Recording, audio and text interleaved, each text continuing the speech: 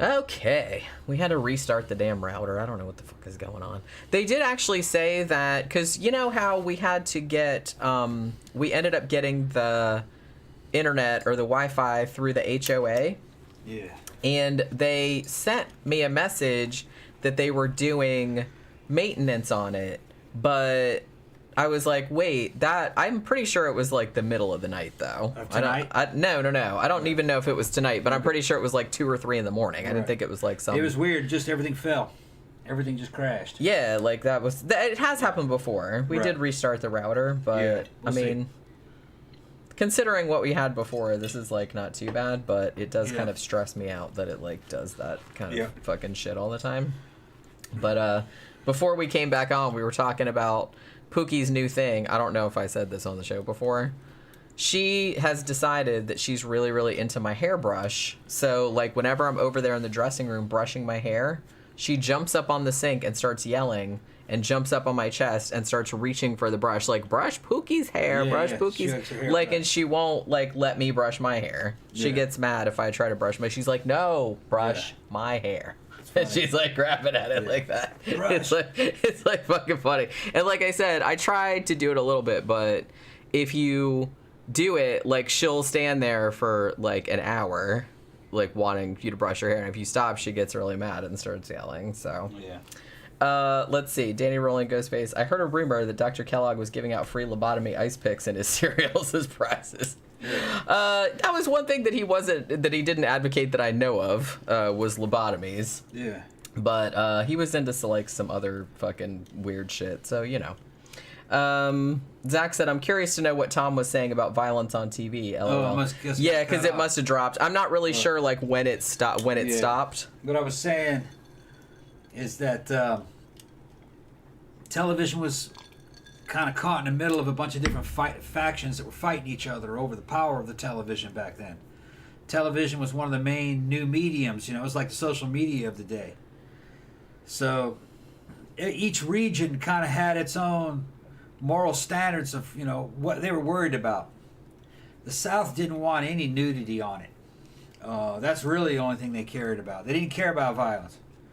Other places maybe didn't want violence on it, but they didn't care about nudity. So they would try to get around it. They wouldn't show any nudity, but they would show violence. But they would do weird shit like guys would be shooting each other, but you never saw any blood. Yeah. Or if you did see blood, it was black. Or if it was... Although it might have been just because they couldn't afford the squib. There's like, just fall down. It'll look like somebody shot. It couldn't be red. If it looked like blood, then they could get in trouble. So, and they just shot it in a weird way, especially if it was made for television movie. They shot it to where you would never see any bullet holes appear in anybody. So you might see some fist fights, and that was about it. Which is hilarious because, you know, jump ahead a couple decades, and then like they started showing like The Walking Dead, where they just showed people's faces getting chewed off like on just regular ass TV. Well, that was cable though. It was very different. Yeah, but even on cable back in the 80s, if you had advertisers, the only way you could get away with showing anything and everything on TV was if you had a pay channel like HBO or something. Yeah. Even if you had cable, that was still advertisers, and advertisers would make you cut out nudity and swearing and egregious violence. But if you go back and look, a lot of that was to the main networks, ABC, NBC, CBS. Those are the ones that they were really fucking shocking. It was a dumb time, you know, it was dumb. And the thing is television... It was. Television was not like the moral compass of the nation. Just because you saw that shit on television, that didn't mean that wasn't the mental framework people were in at that time. I ignored most of that shit during those days. It was real second and third rate. Television was by the time the late 80s had rolled around, the shit was terrible. You weren't watching that. You were renting VHS movies from Blockbuster. Actually, but you were doing that by the mid 80s, really, 86, 87. I didn't watch TV. I mean, and we didn't have Blockbuster. We had Movie Gallery, which was like the scuzzier version that had the porn in the back. And we were pretty much exclusively watching fucking R-rated television. We didn't have Blockbuster until the 90s, at least where I grew up. And I don't remember there being any problems renting the fucking R-rated movies. Ever. Yeah, I mean, I saw most of them.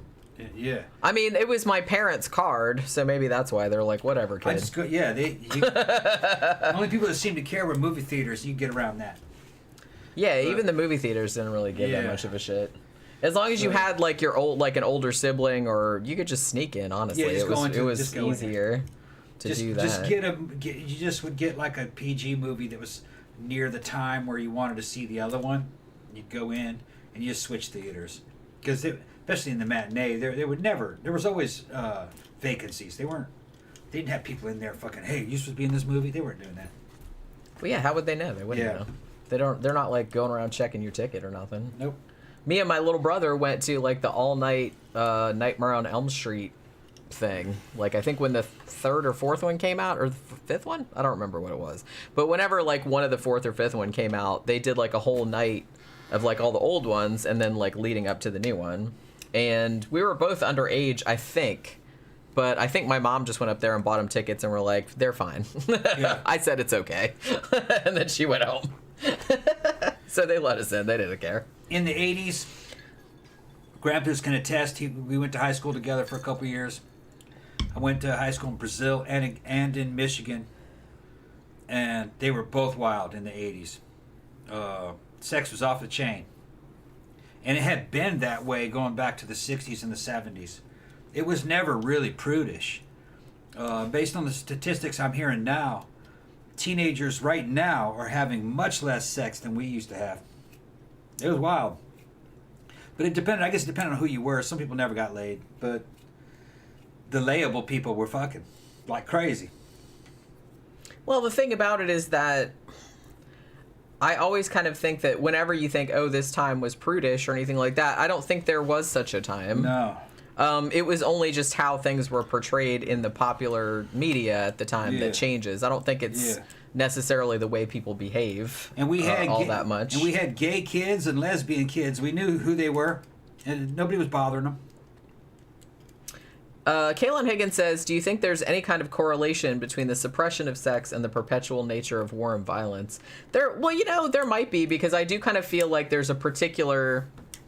I mean, and this is maybe on the micro individual level, but there is a particular type of, serial killer or type of person that perpetrates that kind of violence that they have a lot of like sex hang-ups. So I think in some types of personalities, it kind of like warps and comes out like in a weird way. Like it kind of goes around and becomes violence. That can happen. I don't think it happens across the board, because I think it depends on the type of personality that you're talking about. But yeah, I could see that could happen. Let's see. No Need for Me Too said it just went underground. Like Tom said, it was regional. Trailer park was easy pickings. What went underground? What's he talking about? I don't know. Like he was talking about weed earlier. Oh. Because he was asking if Florida was weed friendly. I kind of feel like everywhere is weed friendly now, even if it's not technically illegal, like technically legal. Yeah. I mean, nobody. I don't even know if it's technically legal here. It doesn't really seem to matter, because everybody just does it anyway, and like nobody says anything about it. So, Danny Rolling says, I heard that this facility was hard up on the budget cutbacks, that they would reuse the yogurt enemas as the next morning's breakfast for the patients. Oh, Just kidding. No. Thank you, Aaron. Driving to the mountains, entertain me. Ha ha ha. Love the show. All right, we will. Just don't make a hard right or a left and go off the side of that damn mountain. Oh my goodness. Oh, what you doing, Pookie? Threw the mouse to me. You throwing it? Okay. She wants to play fetch, I guess. Yeah. Pick up a toy and throw it with one hand. I mean, they did have some budget issues, I guess, when the Great Depression came along. I wouldn't put it past them to reuse the yogurt enema machines. Dr. John Kellogg did invent a sort of like enema machine that would like shoot all kind of stuff up your butt. So, if you were into that. We actually? I don't remember how this conversation started about the Kellogg's place. We did explain what this place was, right? Well, no, because we hadn't even got to that yet. Okay. Honestly, let's get to this before. Because I think it like fucking crashed at 25 minutes. Okay. I mean, I can understand. I understand where he was coming from with that, but when you say yogurt enemas, I mean, everybody's like, no thanks, I don't want one of those. That just like reminded me of those like crazy people that were on My Strange Addiction that were like shooting coffee up their butts like several times a day. All right, so let's talk about Dr. Kellogg and the Battle Creek Sanitarium. And like I said, there's all kind of different little tendrils to this kind of story. Somebody asked earlier if I was going to bring up the Pookie's out of treats. She's upset. Yeah, you might have to go back in there and get some because I usually have a box in here, but I'm out. She's like, what the fuck is this? This is bullshit right here. And she's just like sitting there waiting by the plate. Okay, I'm going to wait. But yeah, so this goes off into all kind of different directions, like health and hygiene. It goes off into like fucking medical quackery, religion, all kind of fun stuff. So yeah, this is actually kind of like a fun topic, sort of. So yeah. Now, the Battle Creek Sanitarium, and I think that Dr. Kellogg, please correct me if I'm wrong. I'm pretty sure that he was the one that coined that word, sanitarium, because he wanted it to sound like a hospital, like, you know, you'll come here to get healthy, but he also wanted it to be like sanitation, like it's clean, you know what I mean? So it's kind of like you're getting better and it's like really it's sanitized for your pleasure. I don't know. So in the early 20th century, this was actually the most popular medical spa in the US, and a lot of like famous people went there, including like, you know, presidents and other celebrities of the day. Ricardo Montalban went there. Did he really? No, made that shit up. I was gonna say that was a little before his time. Yeah. This was like late 19th century, early 20th century. It was still around like in the Depression and stuff, but I think that that Dr. Kellogg died in the 40s. I want to say. I think he died in 1943, or he stopped running the place in 1943, something like that. So yeah. Dr. John Kellogg. Now, he was, again, we talked about this in the first part of the show before our internet crapped the bed, but but he was kind of portrayed in popular media, I think because of Road to Wellville, like the book, which they made into a movie with Anthony Hopkins. They kind of portray him as a little bit of a quack, which he kind of was, but not necessarily. Like, he did actually have some good ideas, and he actually was kind of like ahead of his time in some areas, but then he had some kind of like fucked up ideas too. And he was actually a real medical doctor, whatever that meant at that time. So it wasn't like he was just faking it. And most medical doctors were quacks. Well, yeah, I'm not saying that. I'm just saying that he wasn't like just making it up. Like, I didn't even go to medical school. I just like wrote my shit on the back of like a receipt or something. And it's like, yeah, look, I have a medical degree. It wasn't like that. So he was born in Tyrone, Michigan. I'm not entirely sure where that is. In 1852. Now, his dad was really into all these kind of like Christian revivalist type of movements, and he kind of like jumped around from place to place. You got the Congregationalist Church, you got the Baptists. Finally, he settles on Seventh-Day Adventists. Now, if you don't know what Seventh-Day Adventists are, they're a religious sect that came about in the wake of the Millerites. Now, if you don't know who the Millerites are, they were the ones that were kind of like, oh, Jesus is coming for real. Yeah. And particularly in 1844, they had William Miller, who was like the head of it, and he's like, Jesus is coming in 1844 for real, you guys. So a lot of his followers sold all their shit, and, you know, they had a whole bunch of people. I can't remember how many people it was, but it was quite a few. And they went to like the top of this hill or this mountain or whatever, like to wait for Jesus to come. Yeah. Spoiler alert, Jesus didn't come. Yeah. And to this day, they still call that the Great Disappointment, which I think is very, very funny. We recalculated it, though, for the year following. You got another year out of it. Well, you know, that's what you got to do, man. You just got to, you got to keep the grift going somehow. Yeah, I think I mentioned it on another show. My dad has a Millerite book. It's in his possession. It's probably worth a lot of money. It's a hardcover book. It's called, I believe it's Millerite. You guys can fucking Google it. It's called Rightly Dividing the Word. Fucking dividing or dividing? Dividing. I think it's dividing, if I remember correctly. It might be divining, but I think it's dividing. And they're trying to calculate when Jesus goes back according to fucking what's written in Revelations. And also, I think it was the Book of Daniel. Was it Daniel? Was that the one with the big statue with the? I think that was Daniel, with the big statue, with the feet of clay and the bronze, the bronze breastplate and everything. Prophecy. I think it was Daniel. I think.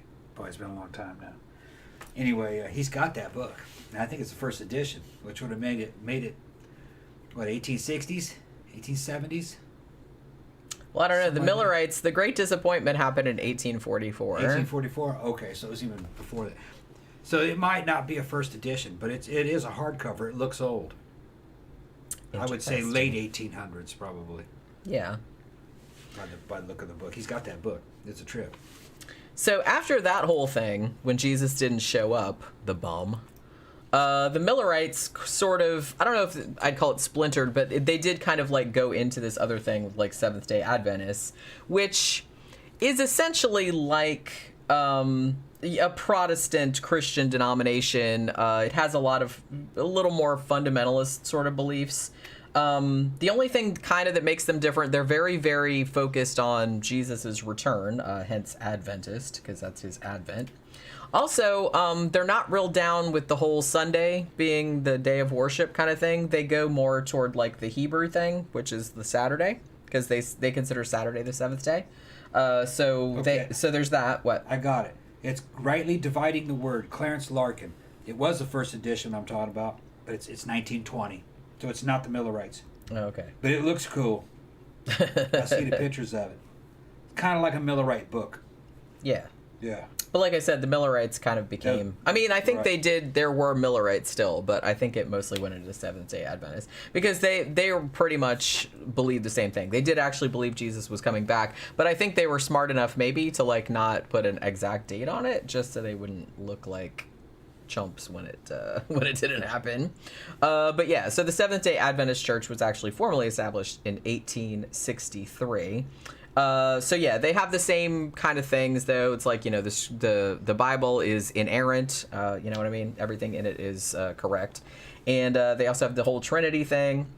But one thing that the Seventh-Day Adventists are big into, which feeds right into the Dr. John Kellogg thing, is that they're super into like your body being a temple.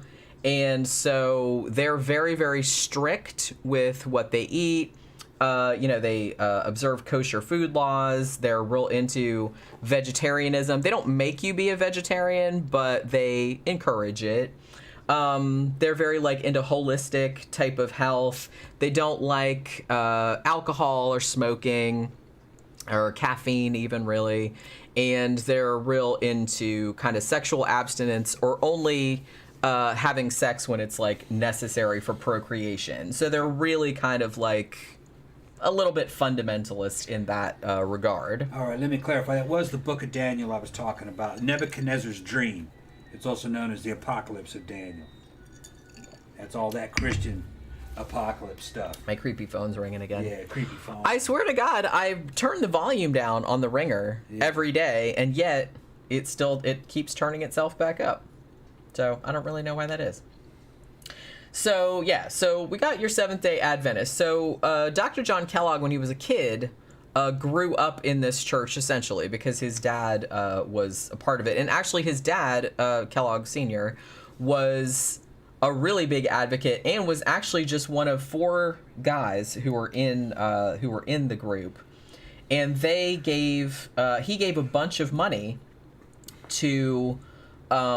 these kind of high up Seventh-Day Adventists, Ellen White and her husband James Springer White, and he talked them into moving to Battle Creek, Michigan. They had a publishing business, and he's like, come to Battle Creek, Michigan and open your publishing business here. So that's what they did. So they moved there in 1855, and then the Kellogg family moved to Battle Creek as well, where a bunch of other members of the Seventh-Day Adventists had also moved there. Kellogg Sr., so Dr. John Kellogg's dad, opened a broom factory there. So there was that whole thing. So because the Kellogg family, and like I said, at this point, Dr. Kellogg is still a kid, because they thought that Christ was on his way back for real this time, you guys, They didn't really think that it was all that important for their kids to go to school or, like, be educated. Because, you know, you're just going to be whisked away to heaven. You don't have to learn nothing. Well, the only thing you need to know is out of the Bible. Well, yeah. They were pretty much, very much that. Back in those days, school wasn't shit anyway, probably. Yeah, it wasn't really kind of like, there wasn't really much of a formal, you know, it was very kind of like hit or miss, particularly like in agrarian type or rural type, you know, because a lot of kids would just work on farms and Reading, shit. writing, arithmetic, that's all you needed to know. That in the Bible. Cheryl says, no alcohol or smoking or sex, I'm out. Yeah, right? It's like, I don't know how they get people to be into this, but okay. Back in the olden days... It sounds really lame. Back in the olden days, most people didn't have a high school diploma. And if you had one, it was kind of like graduating from college. It was a big deal. Even, you know, late 1800s, early 1900s, yeah. Zach says, I know the woman whose baby got snatched by a dingo in Australia was a Seventh-Day Adventist. That could make a good show topic, too. I had totally forgot about that.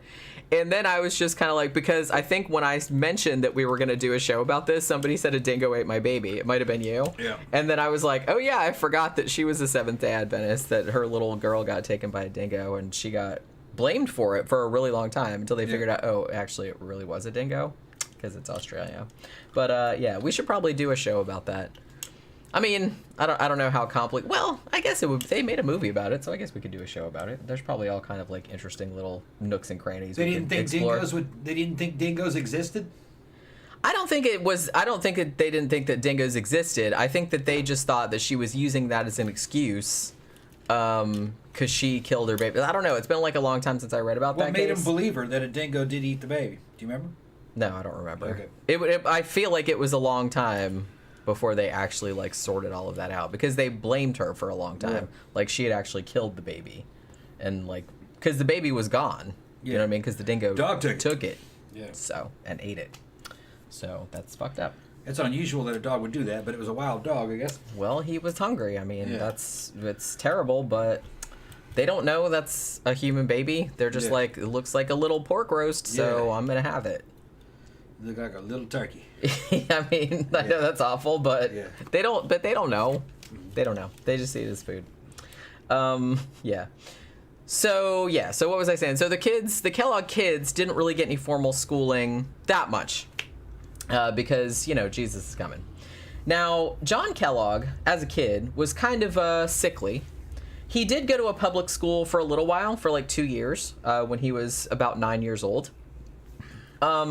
And then, when he was 11, he actually left school and started sorting brooms in his dad's broom factory. Sorting the broom sorter. Yeah. Putting this broom over here and putting that broom over there. It's a highly technical job. I mean, how different were the brooms? I don't know. This is a push broom, and this is a whisk broom. A broom. Why can't a broom just be a broom? That's what I was wondering. Why Maybe he made like be individuals.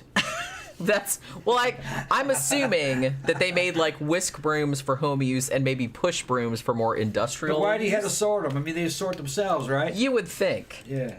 But maybe they just gave him. It was like busy work. How do you go over there and move the brooms around? Get out of our hair. Sorting. Maybe sorting doesn't mean what we think it means. Yeah. I mean, I'm pretty sure that word has a meaning. Yeah, but maybe it means something else. Maybe it doesn't mean what we're thinking it means. Yeah. Sorting, that might be, fucking dispatching them, sending them out. You know what I mean? What the fuck's going on out there? The fucking Are they having a party fucking again? Rednecks, man. They just had a party. You can't give these rednecks money. Okay, when that shit happens, they just get loud. They're gonna play music. It's true. Yeah. The sorting might mean like dispatching, sending shit. Like they've ordered stuff and you got to fulfill the order. Maybe that's what it is. Okay, but there's already a word for that, so I don't know. Maybe it's an antique word. Tammy says the baby, we're talking about the dingo ate my baby case. The baby was peeled out of its PJs. That's right. And some experts had to testify that a dingo could do that. That's right. I had forgotten about that detail. That's why they thought that a human had done it, because they thought that a dog wouldn't be able to like pull the baby out of the pajamas. So there's that. We should probably do a show about that at some point. So, sorting brooms. That's what he was doing. But he was real into education, and so was largely like self-educated as a kid. He really, really liked to read, not just the Bible. He would read pretty much everything. And so, like I said, quite self-taught, read a little bit of everything. Now, when he was 12 years old, the Whites, who were, again, like higher up on they had a publishing company, Seventh-Day Adventist. And so when he was 12, John Kellogg went to work for them in their publishing company. So first he just like ran errands, and then he became what's called a printer's devil, which I think is very funny. It basically just means an apprentice, you know what I mean? You're running inks and shit like that, doing whatever they need to do. And then eventually he worked his way up to doing like more editorial stuff, like proofreading and things like that. So he wanted to be a teacher, actually. But so when he was 16, he actually did teach some school, and he did that for a little while. And then when he was 20, he started a teacher's training course, which I love this. The training course he went to was at a place called the Michigan State Normal School. Yeah. As opposed to the abnormal school. Well, they might have had gifted schools, normal schools. The normal school. And slow school. This is the retard school. Yeah. That's what they're talking about. Oh my god. The regular school. That's probably what they called it back then, because you know what I mean? They probably retarded did. School. They probably did call it that. Yeah.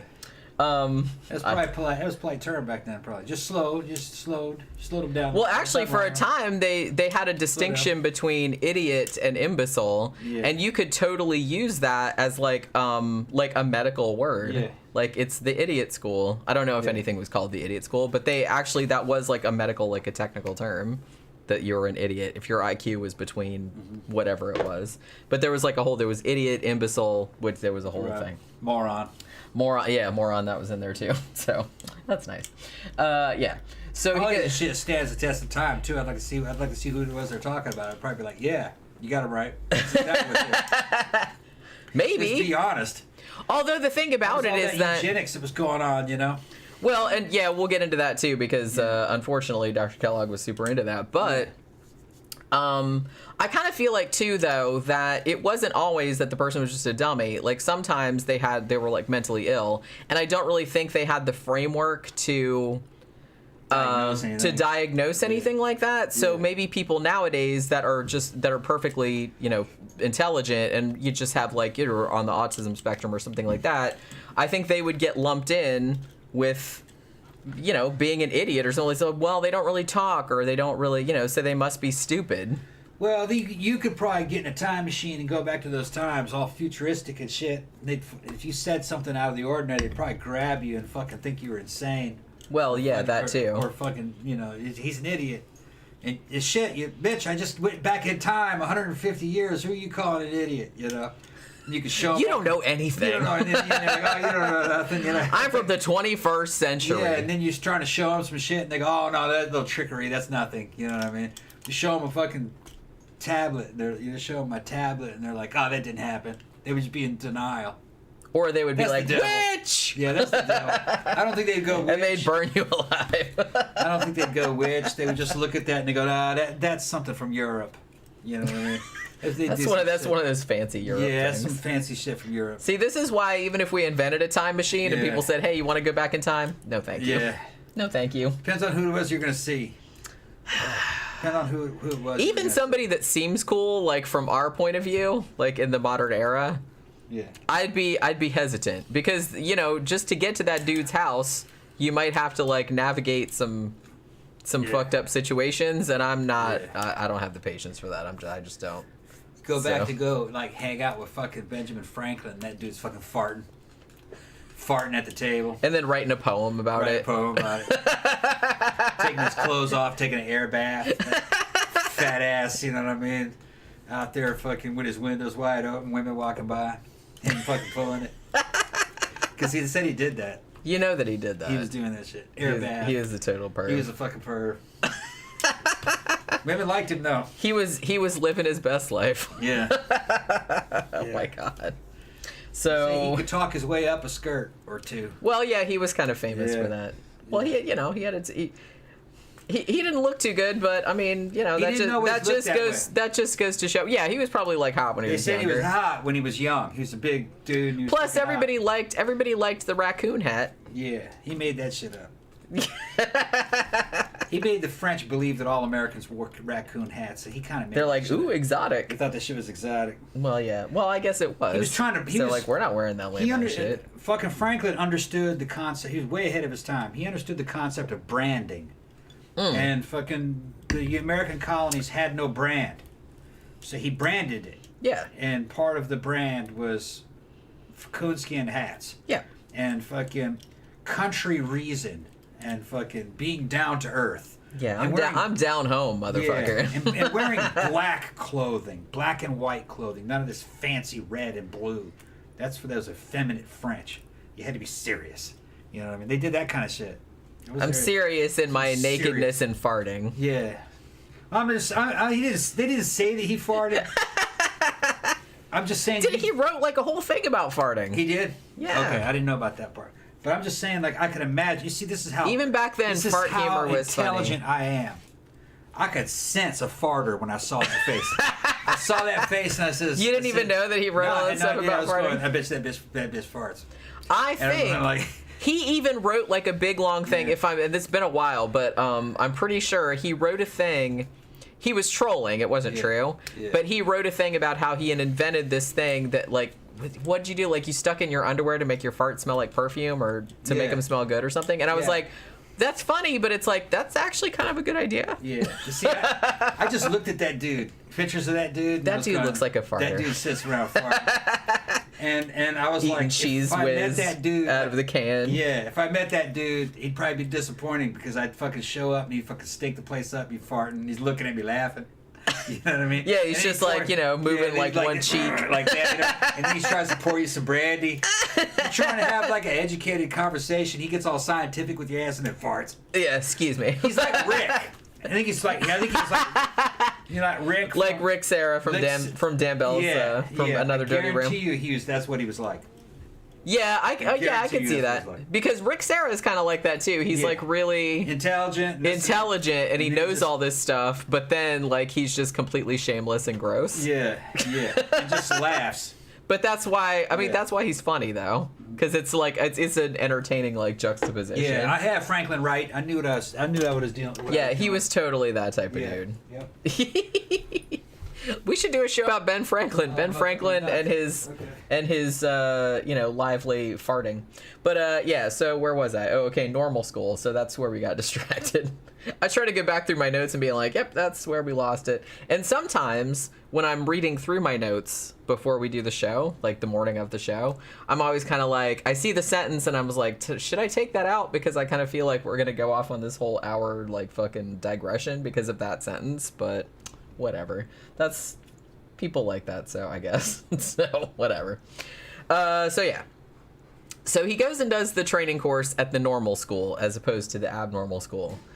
But what ended up happening then was that the rest of his family and also the whites, who were, like I said, high up in the kind of Seventh-Day Adventist, people, they were like, no, you know what you should do? You and your brother and our kids and all this other shit, you guys should all go to medical school, because what they wanted to do was that they were still like into the religion thing, but like I said, Seventh-Day Adventists were very like health conscious in a time when that was not super mainstream. So, but then they were kind of worried. They're like, well, we want to sort of, bring these views like more mainstream attention. And we kind of feel like we need some more scientific backing for that. So they definitely wanted some people that were Seventh-Day Adventists to go to medical school and get some actual scientific training, so that they wouldn't just be coming out being like, hey, we advocate all these health practices, not because we're religious necessarily, but because it's the right thing to do. Science says so. So they were still trying to toe that line so they could get like a more mainstream type of, acceptance for their views.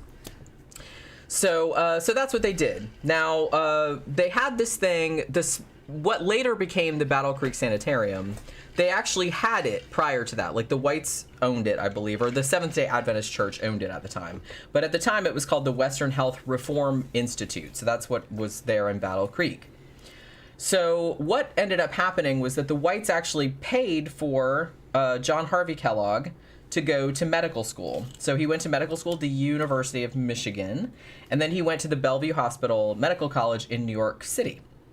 So he graduated in 1875 with an actual medical degree, and then the next year, in October of 1876, they made him the director of the Western Health Reform Institute, and then a year after that, he renamed it the Battle Creek Medical Surgical Sanitarium. He did have surgical knowledge. He was a surgeon, and he did do like several surgeries successfully, apparently. So like I said, he wasn't necessarily a quack. He wasn't just like one of those people that didn't know what they were doing. He did actually go to medical school. He could actually do surgeries, things like that. Mostly, I think his specialty was mostly abdominal, gynecological, that type of stuff. So like lower, like, lower part of your body was kind of his specialty, but he did other things as well. So he actually coined the term, as I said, sanitarium, calling it that, because he wanted it to evoke a hospital, but also, a health spa type of thing, which is essentially what it was. It was kind of like, as it went on, I kind of feel like, because at first they would kind of take anybody, I think, like even if you were poor and stuff, like you didn't necessarily have to pay, but I think like later on they did have a lot of really famous people, like I said, like presidents and like Amelia Earhart, people like that would stop by there because it was like very trendy to go by there and get like all your health shit done, you know what I mean? And they had all kind of different stuff, and it's a massive place. It was a massive place, and they had just like tons of people on staff doing like fucking massages. They had their own cooks, and they had their own like fucking cooking school and everything. So the thing about Kellogg, and again, this is kind of going back to his Seventh-Day Adventist thing, but a little bit. I mean, he'll get into some like hot water with them later on. But his big thing was he thought that the Bible and science were in harmony, which, not really, but okay. But he actually did believe that some of the stuff that's said in the Bible was true and could be proved scientifically. So he was trying to marry those two things together rather than there being this sort of like conflict between the two. So he's talking about the fundament and the flat Earth and all that. See, I don't know though. How far is he going with this? That's what I mean. And the weird thing is that, I mean, as time went on, this would actually cause like quite a large schism within the Seventh-Day Adventists, because him and some of the other medical doctors that had gone to actual medical school and had some scientific training would sort of go off in a little more scientific direction, like they believed in evolution and things like that. And then some of the more like religious Seventh-Day Adventists did not like that, so they would get kicked out like later on. So that this actually did cause quite a big stir like later on, like in the very, very early 20th century. This is the fucking funny thing. In the more modern eras, Christians who are becoming scientific, trying to find the science in the Bible, and like he said, and that there's harmony between the two. No, man. No. Yeah, you really have to like do some stretching to like make that work. That's a modern concept. Only a modern person would have thought that. If you went back to the 2nd century, okay, that's when a lot of the New Testament stuff is starting to be compiled, and even the stuff that ended up in the Old Testament, which is really not as old as a lot of people think it is. That was a certain genre of literature, even in the ancient world. That wasn't even considered science back then. It was a genre of literature. Romans, and in the Roman Empire, they would make up a brand new religion out of whole cloth to fulfill a market, a damn market void or a demand in the market. And they would write that shit up in a particular style that the people of that era instantly recognized it for what it was, that it was spiritual writing. They didn't even, in the time that they were writing that, it was never intended to be looked at under the eye of scientific scrutiny. That was not what it was. Just like today, you write. That's not what it's for. It's not what it's for. Because the Romans had science. The ancients had all kinds of science. They knew that it was divided even back then. That's not what religious scripture was for. It was like morality tales and like the codification of a religious doctrine or cultural values. I guess exactly. too. It's just like Star Wars. Star Wars, a long time ago in a galaxy far, far away, it's setting the story up. The audience knows this didn't happen. Same way with these religions. When they first appeared, people knew that they didn't happen. When they got older, a lot of people thought that they did happen, and that maybe these stories were based upon old kings of the past. Like they thought maybe like Jupiter or Zeus was based upon an old king sometime. It's called euhemerization, you know. But even real educated Romans and Greeks knew that the gods that they believed in, as given to them in their scriptures, were not historical. That's not what it was for. We're not like legitimately true in the same way that, you know, this is when we plant to grow potatoes is true. Right. It's not what it was for. They were kind of like a cross between, they were cultural artifacts about history and values. That's what they were for. Yeah, it's just like a way of passing on the culture, passing on knowledge. Sure. Which I think that most people did, whether they could articulate that or not. I think most people did understand that distinction. A 2nd or 3rd century Christian, if they were to see like Christians of the 18 and 1900s in the 20th century trying to fucking prove their religion using science, the ancients would have laughed at that. They're like, what are you talking about? No. You know, I mean, you're doomed to fail. Yeah. It's kind of like I said, I used to kind of get a lot of entertainment value out of reading a lot of the, you know, the scientific kind of shit for like creationists would use. And it's like, I love that they tried to be like, no, we're not creationists, we're into intelligent design. It's the same thing. They just rebranded it so it sounded more like scientific.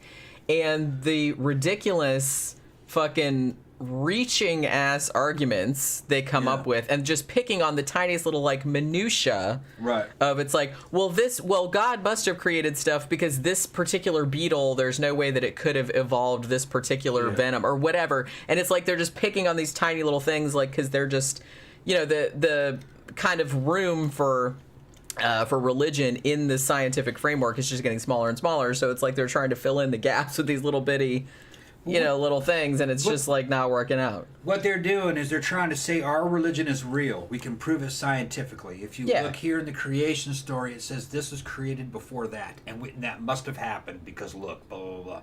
When they're totally taking the damn Genesis story out of context. Totally. There's 2 different creation stories given in Genesis. Okay? They both couldn't have happened. It's just that I'm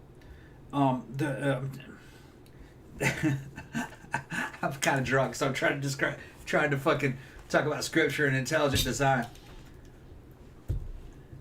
The creation stories in Genesis, they don't really say anything. It's just poetic. It just says life was created by God through a process. That's all it says. That's all it says. Much. That's all the ancients mean. And then suddenly, the world appeared. Yeah, the world appeared. Well, actually, no. It says this happened, and then the world appeared, and then God made the sun, but it's a story. It's not meant to be a scientific description. Well, it's almost kind of like it's like a placeholder is what it is. It's like we don't really know how the thing, but this is like a cool story that we're kind of like leaving in there until we figure it out later. They're just saying God created the world and people and animals, and this is how it got here. It's not a big deal. They never intended some dude thousands of years later try to put that underneath scrutiny. And go, well... They didn't think, like, Kent Hovind was going to open a fucking museum and put a fucking saddle on a triceratops, I'm pretty sure that even they would have laughed at him 2,000 years ago. Just like we're laughing at him now. Is that dude still alive? Well, a fruit bat has fucking... a fruit bat has sharp teeth and fangs, so therefore, a fucking Tyrannosaurus Rex was a vegetarian. No, not at all. Afraid not. No. Afraid I not. challenge an animal that big to get the fucking daily protein requirements to sustain that mass by eating fucking vegetables. You're fucking tripping. Well, Only a child who doesn't understand how nutrition works would think that something that although big. there were some big ass dinosaurs that were vegetarians, I will say that. Yeah, but they were eating you know what I mean? That's like a brontosaurus. That was pretty big. They don't call them brontosaurus. What do they call it now? Plesiosaurus? No. Plesiosaurus is the water one. Diplodocus. What do they call it now? Yeah, I think it's something like that. Diplodocus. What's the the other brontosaur one? Brachiosaurus. Brachiosaurus. That was the one with the thing on its Yeah, the other one didn't actually exist. They had put two animals together, I think. Yeah. Brontosaurus, right? Yeah. So they don't call it that. But that thing was doing basically what an elephant does. Yeah, it's a grazer. It's just grazing. Yeah. Right. But you look at something like a raptor or a fucking, like a velociraptor or a fucking big old tyrannosaur, those two-legged ones. Those were definitely predatory, ambush predators, Yeah, it's like, why'd they have this big-ass fucking teeth? Obviously. They're not eating grass with that shit, sorry. Well, they don't have to be bipedal if they're fucking grazing. Fourth Jordan says only the boring dinosaurs were vegetarians. Yeah, you don't that's true. If you're grazing, then you don't need to be bipedal. Yeah, because you can just like hang around like a cow. Yeah, you can just stand there with your you just stand there and like eat the grass. Right. Like I said, you don't need big ass teeth. You don't need anything. Right. Some of them just had flat teeth. Well, as far as I know, and like I said, it's when I was a kid, I was super into dinosaurs, so I haven't kept up as much like with the dinosaur science like for the last few years. But I was under the impression that was one of the first ways they could tell if it was an herbivore or a carnivore, obviously because of their teeth. Because herbivores just have like flat teeth for like chewing. Grinding teeth. Grinding the teeth. Yeah, but so they're like you square. look at something like those raptors. You definitely ambush predators. Yeah. Especially the big ones. The smaller raptors, probably something like pack animals, kind of like wolves. That makes most sense. Cheryl says, I can't believe that creationism is taught in Christian schools. How can you legally teach kids bullshit? Honestly, it doesn't even bother me. Like, look, if you got kids and you're paying to send them to private school and you don't care that they're never going to be able to maybe get a decent job because they're idiots who think that, like, cavemen rode around on dinosaurs, I guess that's on you. I mean, I guess it's not, it's sad that, like, the kid's going to have to go through life like that, but the problem I have is when they try to like push it into public schools, which all of our tax dollars pay for. I'm like, you keep that shit to yourself. You homeschool your kids if you want. I'm not having it. No, if I had a kid and they were going to public school, I don't want them learning that crap. I'm gonna protest what Jenny said because I went to a Christian military academy. Fucking great education, but they taught us both. Okay, they taught us both. We had chapel. We learned Bible stuff. We learned all those Bible stories, but then we also learned things like evolution at the same time. I'm not bothered by teaching people about Bible stories. The problem I have is in a public school is if you're saying this shit really happened, because obviously it did not. Here's the thing. They never told us that shit really happened. They told us that these were articles of faith. That's what they told us. Yeah, well, like I said, I don't... It was just that's just the Bible story. And we were always taught those stories as if they were fables or like morality tales. Which I don't have a problem with. That's all it was. And we never really looked at things like the creation stories as being literal. They were always figurative. They were like, it's like poetry, like the Great Flood, Yeah. We didn't really think the Great Flood actually happened. You know what I mean? Some people do though. But that's on them. I know. But here's another thing. Would that keep you from getting a good job? No, it wouldn't. Well, it depends on what kind of job you're getting. Most people have good jobs, and those good jobs are at fucking Walmart.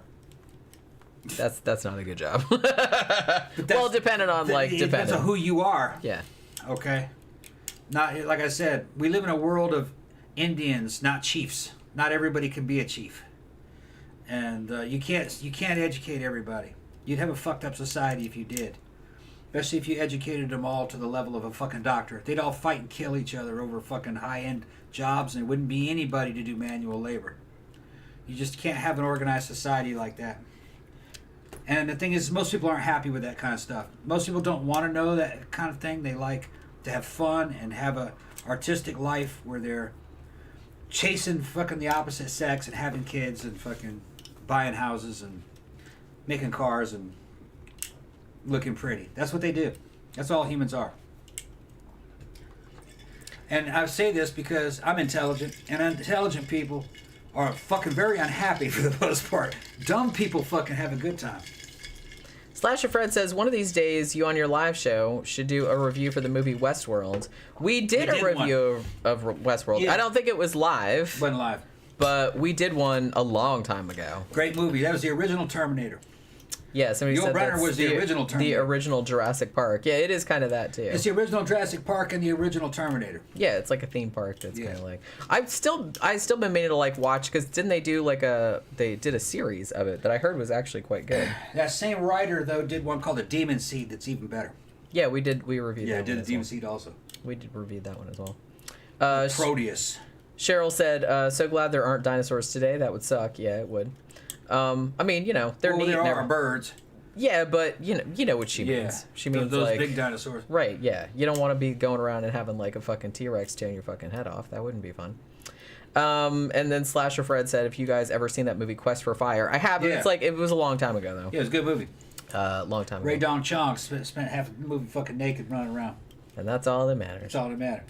Yeah, Ron Perlman looking like his natural self, because that dude looks like a fucking Neanderthal to begin with. Well, that's why he gets those kind of like roles all the time. That's right. He's like making that work for him. Way back in the honky motherland. Back when the honky motherland was fucking pure with his Neanderthal DNA. The original honkies. Camp Guy says, I refer to my chickens as they just lizards. Lizards, yeah. Well, we call the sandhill cranes. I call them the dinosaur birds. Yeah. Because they look like dinosaurs. They're like 3 or 4 feet tall. So we got. Evidently, some dinosaurs were lizards, and other dinosaurs are closer to birds. Well, yeah, it was a different. I mean, the ones that chickens evolved from, that was one particular branch. Yeah. Well, because like I said, dinosaurs weren't one just like monolithic thing. There was like a whole bunch of it. Was a whole different. Then it was millions of years. Yeah, and they were mammals too at that time. Yeah, they were just tended to be very small. And honestly, and I've said before, that fucking meteor or whatever that wiped out most of the dinosaurs, over time, was the best thing that ever happened. Because had that not hit, probably we would not be here. The mammals I don't think would have ever grown to anything. Probably not. Probably not. I mean, it might have, something else might have happened, but it wouldn't have happened the same way. Those dinosaurs had a head start. They never would have got big enough. Because, the dinosaurs are occupying all the fucking top predator slots.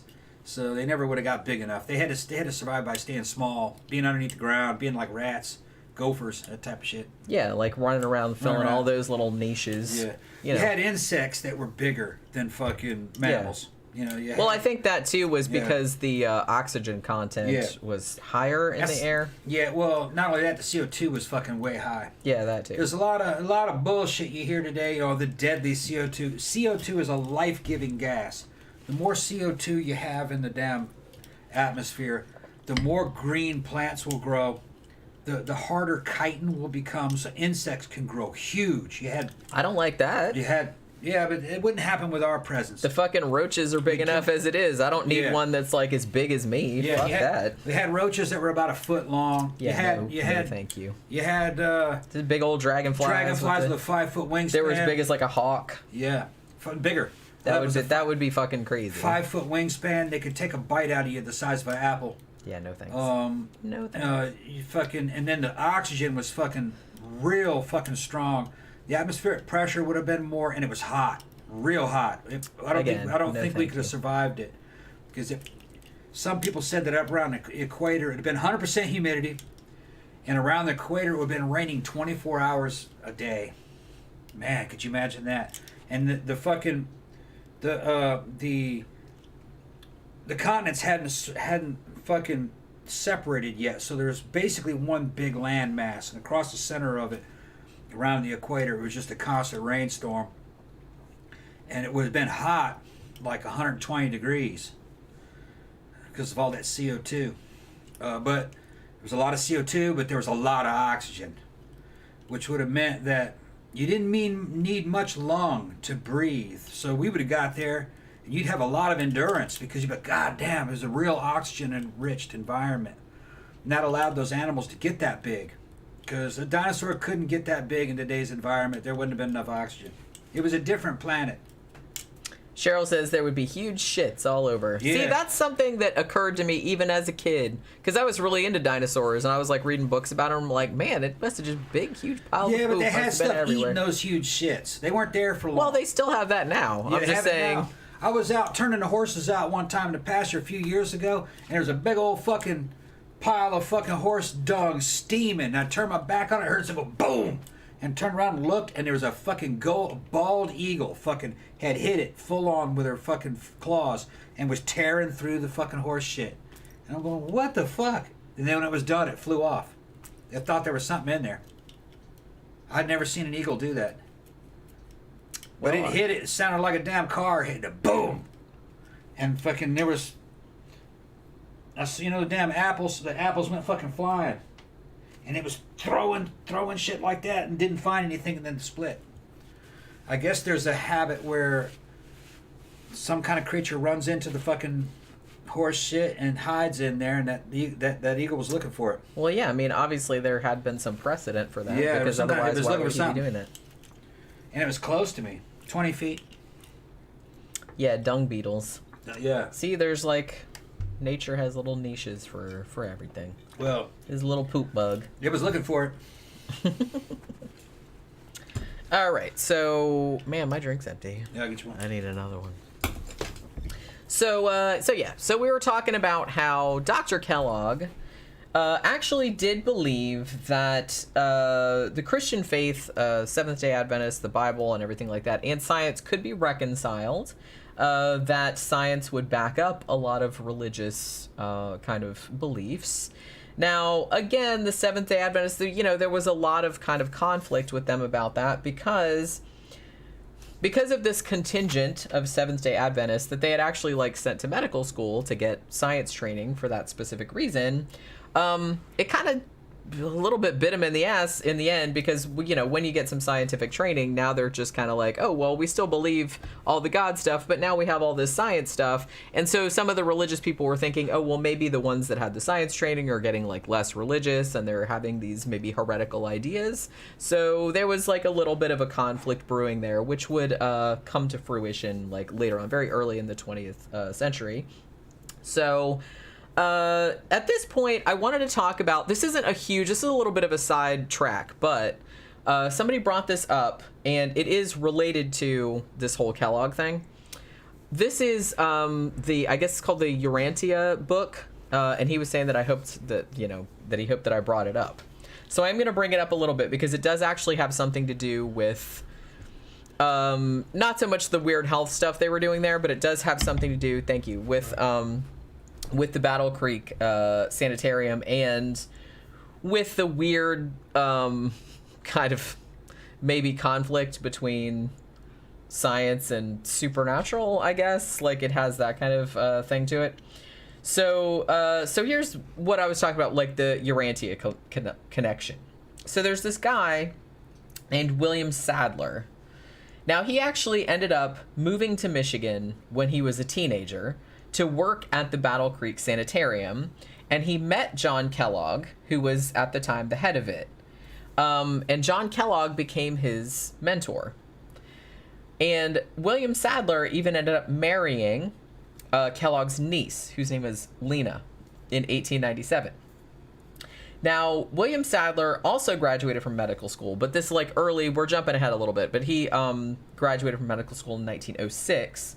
And he actually ended up practicing medicine in Chicago, and his wife was also a doctor, so she also practiced there as well. And he was also a Seventh-Day Adventist, as was his wife. They were both in it for a couple of decades.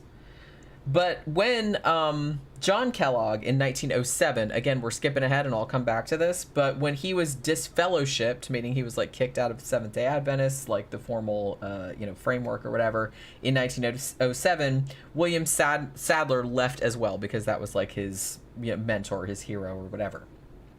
Now, William Sadler and his wife would go on to become kind of like speakers, orators, and he wrote like a whole bunch of books, like 40 books or something like that. And again, he was talking very much about holistic health practices, which, as I said, it was kind of a thing, but I feel like it wasn't mainstream. I mean, the shit that they came up with at the Battle Creek Sanitarium, I was actually kind of shocked because, you know, I knew about the cereal and I kind of knew about some of the stuff that they talked about, but a lot of the stuff that Kellogg came up with specifically, that, I mean, people just take it for granted nowadays, but he was really kind of like ahead of his time, particularly as concerned with like health food and stuff. But yeah, so yeah, we'll get into that. But yeah, so whole holistic health kind of issue. Now, this Urantia book thing, though, is kind of interesting. So apparently at some point, and this is almost going off into like spiritualism direction a little bit, or it kind of reminded me of like maybe some Edgar Cayce shit. It's kind of like that, because it's kind of like science-y, but it's also like supernaturally as well. So apparently, the story goes that sometime between 1906 and 1911, so this woman, unnamed, came to William Sadler and said, you know, my husband, when he's asleep, he makes like all these weird movements and like maybe talks like in a weird voice and stuff. So they determine that maybe he's talking to a visitor from another planet, because of course that's the first thing you would jump to. So, you know, again, these weird Seventh-Day Adventists. Okay, whatever. So, so Sadler, he gets all these other people that also had medical training, and they come and like watch this dude sleeping. Now, at some point, I think that at first they were kind of thinking, well, at first Sadler thought that maybe it was just like fake, or he was just like had some kind of psychological problem or something. But then like the more he listened to him, he's like, no, maybe we're onto something here. He didn't think that he was necessarily a medium, like he was channeling dead people or whatever, but he thought maybe that he was channeling either living people or quote unquote celestial beings. So like angels, God, I don't know. So he thinks like this fucking sleeping dude is like telling like some fucking knowledge from the outer spheres or some shit. So again, now to give props to Sadler, even though he was a Seventh-Day Adventist, he was also a man of science. He was a doctor, and so he did apparently try to find a scientific thing. He's like, well, maybe he just has psychological problems, maybe, you know, something. But apparently as time went on, he became more convinced that something strange was going on. So yeah, so him and these other doctors that he knew would come and like watch this dude sleep and like, you know, sort of take note of shit that he was saying. And apparently too, this gave me like fucking Joseph Smith Mormon vibes here, but 1925, and again, jumping ahead, I'm gonna go back to the Kellogg stuff in a minute. This is like tangentially related, but I'm talking about it because somebody asked me about it, so I wanted to include it. So apparently, these papers start turning up in this sleeping dude's house. And at first, they think that this dude is like writing this stuff on the papers, like as like an automatic writing type of deal. And it's apparently some kind of, again, like messages from the outer spheres or what have you. So William Sadler, he took the papers to his house, and he wouldn't let anybody else take them. Like I said, I think that's what reminded me of like the Mormon shit with the golden tablets and whatnot. He's like, yeah, I've got them in my thing, but you can't see them though. I just found them in my yard. It kind of reminded me of that. But he did let some people read them. Now, again, he thought that it was automatic handwriting, but then he was like, well, no, maybe there's something else going on.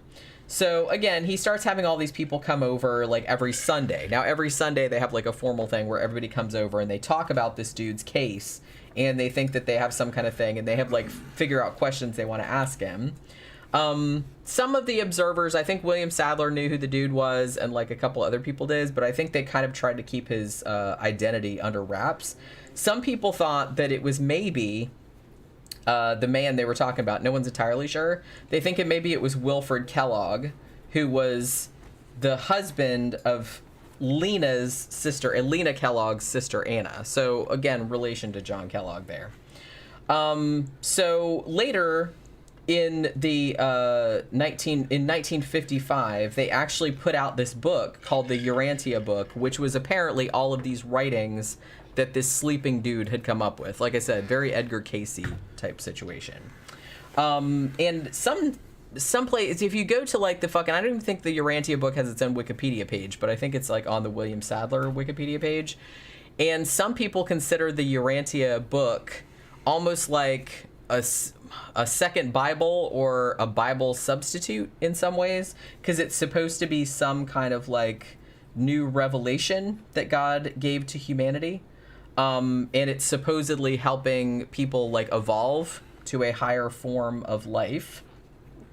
And one of Sadler's quotes about this particular book was that the book is quote unquote essentially Christian and entirely harmonious with known scientific facts. So again, there's that kind of like trying to marry religion and science again, which was very much in this, this particular, kind of scene of people were trying to do that. Is the religion harmonizing with the science, or is the science just permissible under the religion?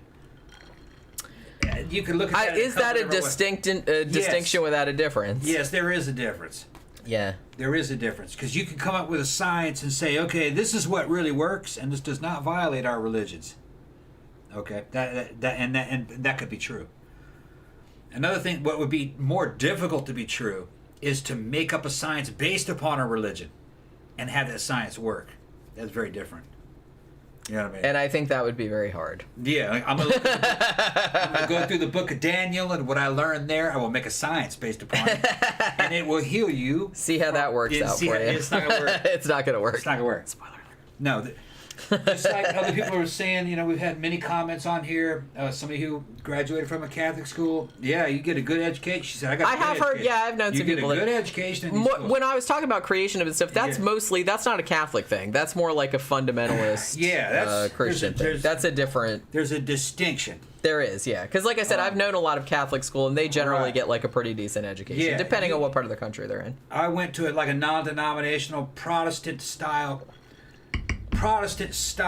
military academy. Southern California Military Academy is famous. That's where they filmed Over the Top, or part of the Over the Top. That's the arm wrestling. The arm wrestling was still on. That was my middle school, and that was a great school. It was on top of Signal. Did you have an arm wrestling class? No. Oh, come on, you should have lied. But some of those guys ended up in Hollywood, and some of them are listeners right now, fucking in there making movies. But no, we got a good education there, man. We had fun at that school.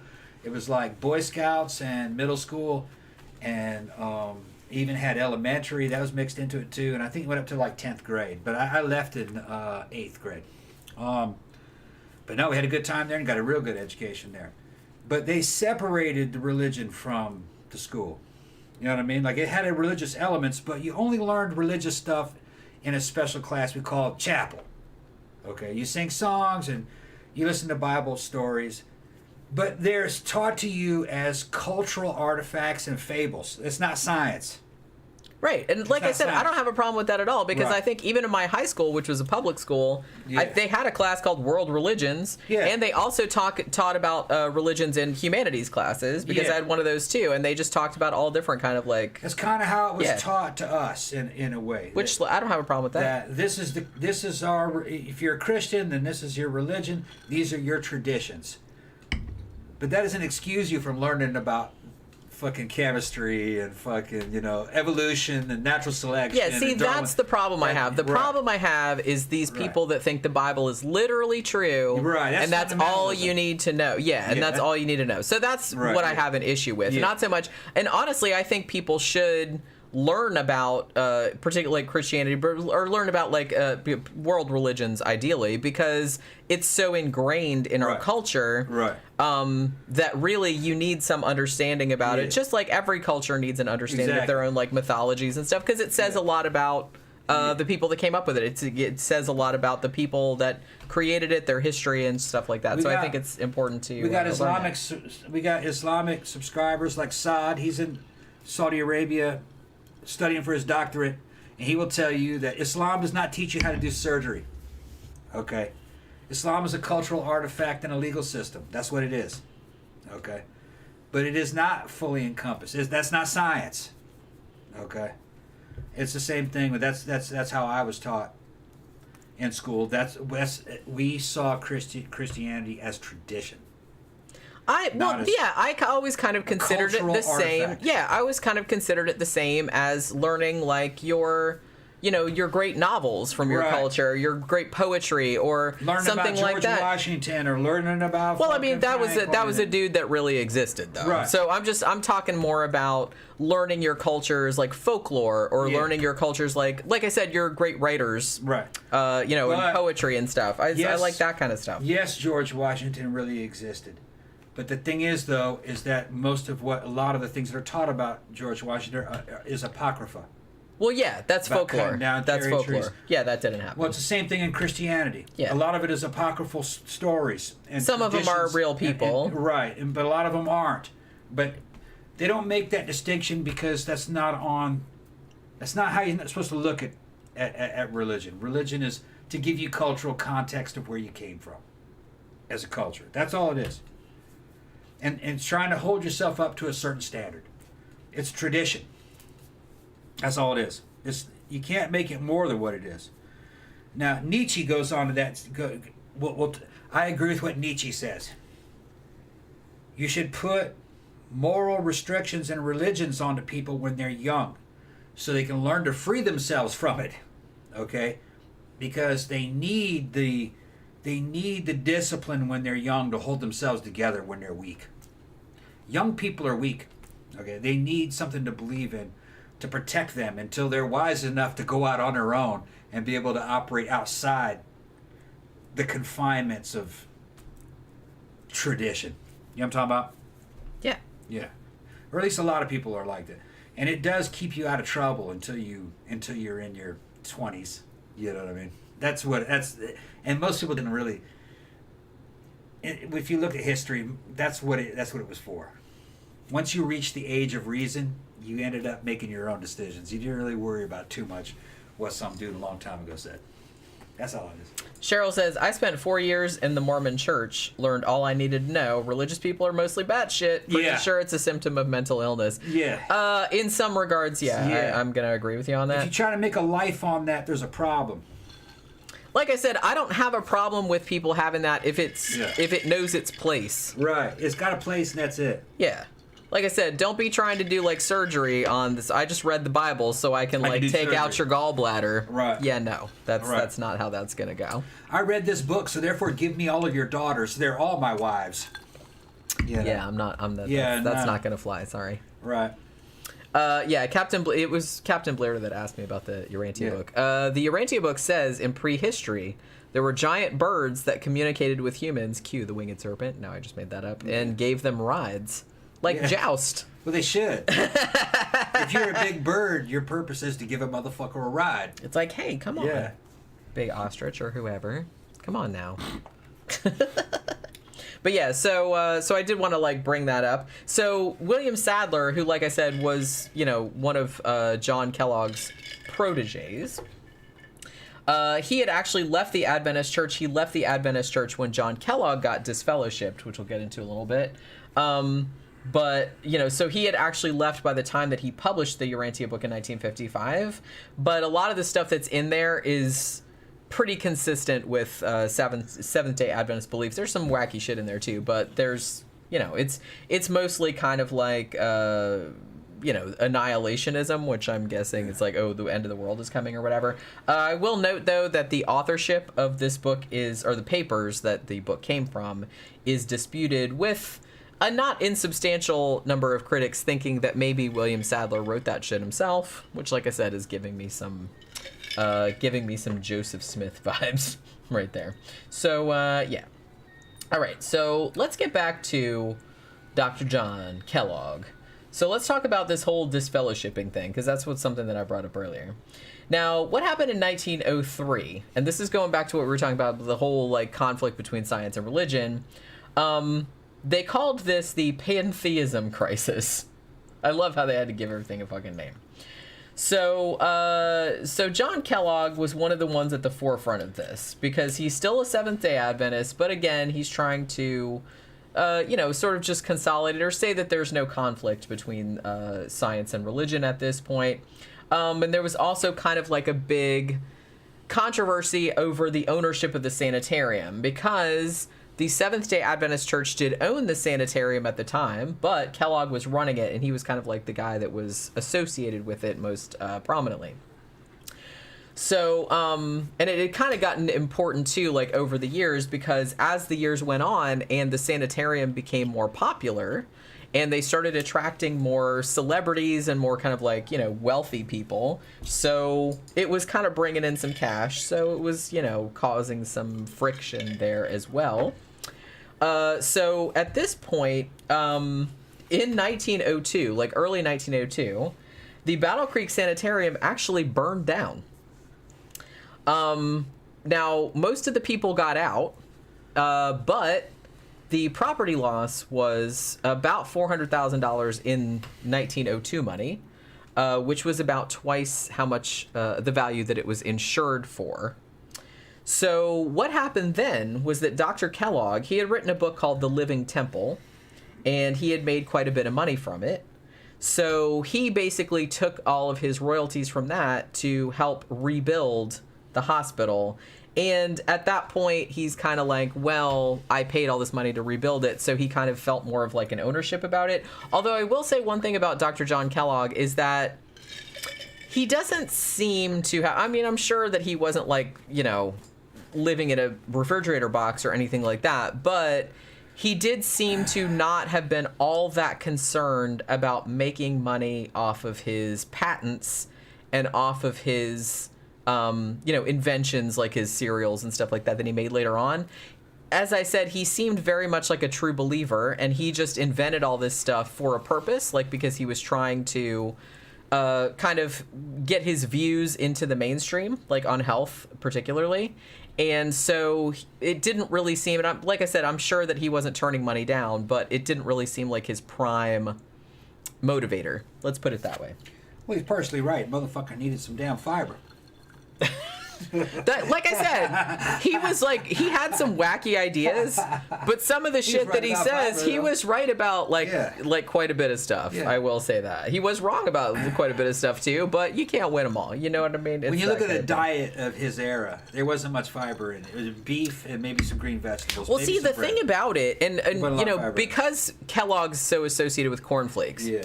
No refrigeration either. I mean, you have to think that when cornflakes were invented, which I'll get into like in more depth in a little bit, but you have to think like people weren't getting up in the morning and eating just like a bowl of cereal or something like that. People were eating like last night's leftovers. They were like heating up the meat. Piece of bread and meat and maybe some and coffee. Potatoes or something like that, like in fat. Yeah. And they were just like eating. They didn't have like a concept of like breakfast food. You just ate like whatever meat and shit was left over from last night. You reheated it in the fat and you ate it. Who knows what was hung up in your damn intestines from those fucking. Well, that's the point that he was trying to make. And like I said, he was probably right about that. Yeah, and did you need to shoot yogurt up your butt? Probably not. Y'all know that I have a background as a cook too. I love to fucking cook. If I see photographs and just read recipes of the kind of shit they would eat back then, you wouldn't touch that shit with a 10-foot pole, most of it. The whole foods you could eat, some of the drinks that they drank. But no, they weren't much of cooks, man, and they just did not have a varied diet. They just ate ate whatever. You're taking a lot of shit for granted. I mean, they were eating things that only came in season, not much fruit and vegetables. Meat. Yeah, pretty much meat and bread. And not much of it. So they're probably pretty bunged up. Guys. And if you look at photographs of them, these were not massive people. Very narrow shoulders. We're so constipated.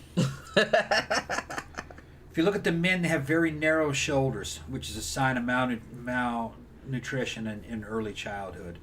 Very little upper body mass. There was nobody built like me. Nobody. Closest would have been maybe like Louis Pandour, and that was until later. Or I think his name is Louis, but his last name was Pandour. And then later on, you had fucking what's his name? And even his shoulders weren't as broad as mine. Sandow. Eugen Sandow. And he was natural, No, there were no There was no ingestible testosterone or any performance-enhancing drugs. He still had a pretty good frame. You can look him up. Eugen Sandow. We did a whole show about that. Did a whole show of him. There's a lot of... He was a strong man and wrote fitness books, how to train militaries, and he took a lot of good photos of himself. He made a living basically selling nude selfies, basically, and going on tour. But quite the character. Quite the character. That's the best physique you could have ever had in the 1800s. And he was eating a lot of fucking... He ate a whole chicken a day and any other kind of meat. And he ate a lot of green vegetables, which is a very expensive diet for those days. And bread. And his workout was his daily show. He did the strongman show. No bench press, so his chest isn't real developed. But good physique. He was the top 0.01% of the fucking human population. Most people looked like 8-year-old children when it came to upper body strength. The men, too. Weak. Diet just wasn't there. And the kind of exercise they did just wore you down more than build you up. You know? So, guys like this coming about with fucking fiber in your diet and let's worry about what we eat, that was a stepping stone to fitness industry and health. Well, like I said, that's what I'm saying. He's like way ahead of his time, which I'll get into in a bit. Like he had some like fucking wackadoodle ideas too. I'm not saying that, and some kind of evil ideas also. But most guys that came up with good ideas were also fucking crazy. That's what. And had a bunch of shit about them. Well, you have to be a little bit crazy to go that much against the grain of your surrounding culture. I guess you have to be a little bit crazy. I'm gonna show a photograph. To a greater or lesser degree. I'm gonna show a photograph of Sandow just in case people don't. I mean, we did do a show about that. Yeah, but that was a long time ago. We're talking about people right now. That was as good as you could get in the 1800s. That's Sandow. He was the shit, man. He was the shit. Shout out. Zach says, I find if I eat anything beyond cereal most of the time for breakfast, I'll feel like crap most of the day. Yeah, me too. I don't like eating really early in the morning. Usually I just have a cup of coffee and that's about it. Sometimes I'll have like a packet of oatmeal or something. I do like brunch. Like I do like a big heavy brunch. But I can't really eat all that much early in the morning. Honestly, we don't usually eat until 1 or so. I don't usually eat anything in the morning. I usually have a cup of coffee or two, and that's about it. Every now and then I'll have a boiled egg. Cheryl says, just the thought of picking maggots out of your meat before you ate it is enough to live on vegetables. Yeah, pretty much. Dom the Bomb, Jenny, did you ever watch The Road to Wellville? I did, but it was a long time ago. I actually meant to like rewatch it before we did the show, but I didn't have time. But I have seen it. Rebecca saw Sandow and went, yeah, damn, I'd hit that. That's what fucking Rebecca said. Yeah, Sandow was fucking way ahead of his time for the 1800s. Got in trouble. His wife disowned him because of some shenanigans that happened. Some people have theorized that he might have been doing some gay prostitution on the side. He was definitely doing private showings for men. Yeah, we talked about that on the show. I kind of like thought they may not have been here for the show, so I'm just saying. Okay, go ahead. Jenny doesn't want me to talk about that.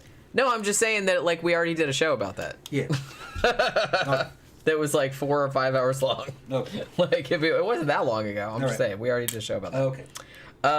Yeah. Captain Blairdo says you should drink Boost or Ensure in the morning. I can't stomach that kind of shit, man. I can't really stomach a lot of shit like really early in the morning. Usually I just have like a cup of coffee and that's about it. So fucking Kellogg, he had made so much money from this book that he's like, bitch, I'm gonna pay to like rebuild the shit that burned down, right? So he did that. Now, the thing about this book though was that whatever he said in it, because he wrote several books, but when it was going to the printer, there was a commission. Your Seventh-Day Adventist, they have their little, Society of Elders or whatever the hell. And at least one of those dudes read the manuscript and was like, you should not publish this because it's heretical. So they didn't want him to do it because, Kellogg was very associated with Seventh-Day Adventists. They thought that it would make them look bad, I'm assuming. So he says, okay, well, fuck you then. I'll just, like, print it privately. So what happened then, though, was that he goes to, like, send it somewhere to get it printed, and the place where the book was put together, like typeset and stuff, that place burned down. Was it arson?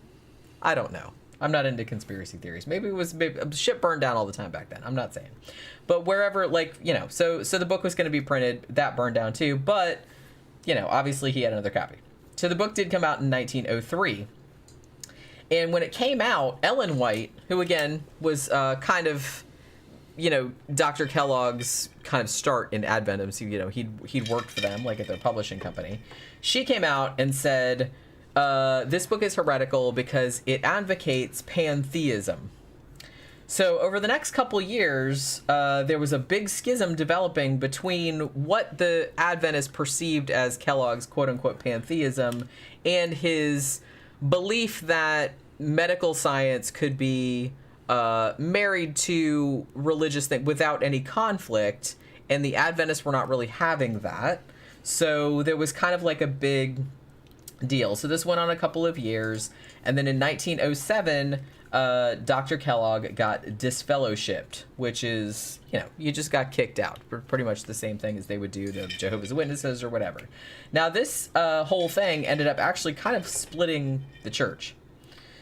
Now, after this happened, Kellogg actually did keep control of the sanitarium, and he was also running the American Medical Missionary College. And so he just stayed doing that, and he didn't, like, tell people that he wasn't a Seventh-Day Adventist. He did actually still, like, retain that belief system, and he continued to promote that, like, through the sanitarium and through his books and his other work and stuff like that, because, like I said, they were very much into, you know, your body being a temple, very, like, health-conscious type of people. So what were these health things that they advocated? What they were very early advocates of vegetarianism. They didn't, I don't think that they, like, insisted that you be a vegetarian, like you couldn't eat meat, but they discouraged eating meat. You know what I'm saying? They were very much into vegetarian, which, like I said, for the time was kind of a big thing, because that's mostly all people ate. Was, I kind of feel like, just meat and bread. That was what they ate most of the time. Well, you could trust it. Yeah. Well, that's another thing too. It's just kind of like going back to, like, the 19th century, where you were probably safer if you drank beer instead of water, because the water would give you, like, all kind of diseases because it had shit in it, and the beer at least was safe. And if you saw them kill something and cook it, then you knew it was safe. Hmm. So, you know, and yeah, I mean, you can have a very almost like a ketogenic diet, but you're going to be fucking low in fiber. So he's right about shit like cornflakes and bran and vegetables. They're right about it. I think a lot of the problems, and me and Jenny touched about this on other shows, this even goes to our grandparents here in the South. They would overcook vegetables fucking crazy. They would cook fucking spinach down to a fucking green slime. It was disgusting. It didn't taste like anything. No, and that came from the Depression era and their parents, which tells me subsistence farming. Yeah. They were fertilizing their fields with fucking human waste, and they were getting sick, so they would overcook it, to be sure. That's what it was. Which probably saved their asses, right, to be honest, but they probably weren't enjoying their food. No, it meant that vegetables tasted like shit and that people didn't enjoy them.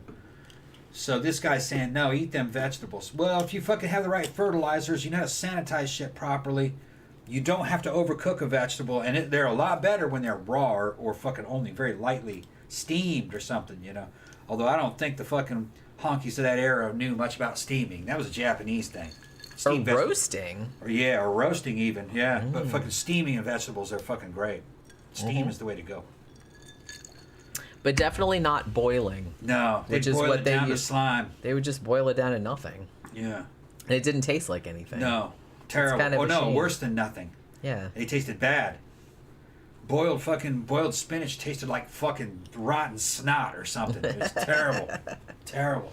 Well, I've said this before, but it's like for a long time I thought I hated spinach just because it was always boiled to death and it smelled awful when it was cooking and it tasted awful. Right.